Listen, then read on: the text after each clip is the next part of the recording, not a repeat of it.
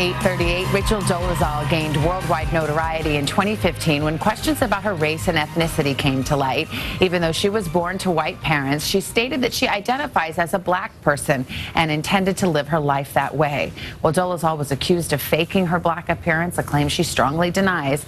And in the aftermath of that firestorm, she lost her job as director of the Spokane chapter of the NAACP. Well, now she's written a book about her life.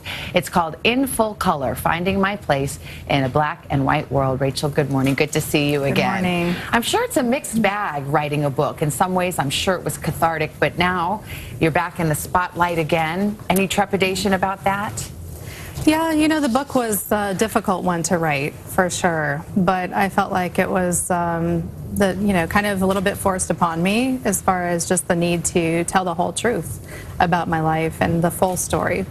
And how has life been? Because you were here about a year ago, and you were really honest about the impact of these revelations on your life and trying to find a job. You just had a baby 13 months ago. How are things for you now? Is it still as difficult to kind of put your life back together? Yeah, it's still definitely a big challenge, but I'm 100% committed to providing for my kids and finding my way back to the activism work that I'm so passionate about.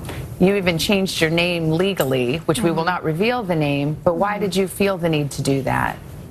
I really felt like I needed to change my legal name in order to be seen for my qualifications and experience rather than just seen for the tabloid publicity that I got in 2015. So when applying for a job, I felt like people were just seeing Rachel Dolezal and not paying attention to the wide-ranging experience and qualifications that I do have. What are you hoping to say in this book? What is the message you're trying to get out there?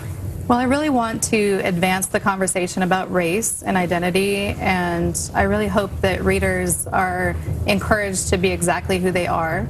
And I also really hope that in some way, like I said, I want to tell the whole story of my life, and in some way that is able to kind of set the record straight, because my life story was really warped beyond recognition by a lot of the negative press in 2015. So, well, I don't have to tell you, you're still very controversial, Rachel, because a lot of people think, okay, even if I understand the fact that she has a ton of affection for this African-American community, that she identifies with the African-American community, feels a part of it, why say that you are, in fact, a member of the African-American community? I think that's the disconnect people still have. What's your response? And I'm sure you hear it all the time. Right. Well, I don't identify as African-American. I identify as black, so I am part of the Pan-African diaspora.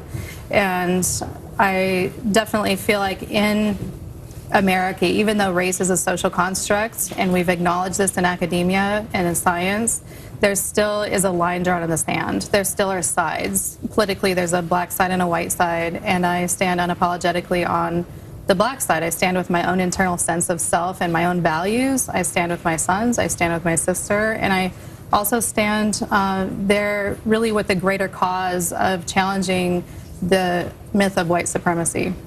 It's interesting because you could stand there and take all of those same positions without saying, but I'm a member of this community, right? I really prefer to just be exactly who I am. And black is really the closest race and culture category, descriptive term that represents the essential essence of who I am.